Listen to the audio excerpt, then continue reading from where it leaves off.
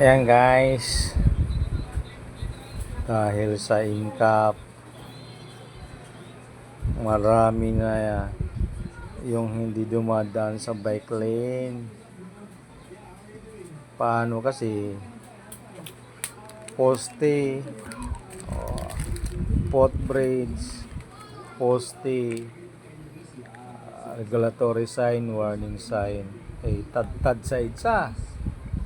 Siguro yung mga violators kailangan na maghanap ng another daanan o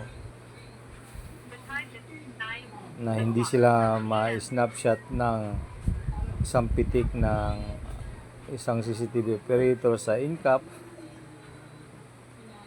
Kasi kung hindi talaga mag-ingat-ingat, magiging pitasan ka ngayon ng violation. Ang sabi nila, wala daw yan paltos. Bilis na mag-scansat, makita ka lang nagsiserving, dumaan sa bike lane, beating the red light, at sabi pa yung doon ka lang allowed motorcycle lane. Ako, delikado ka na.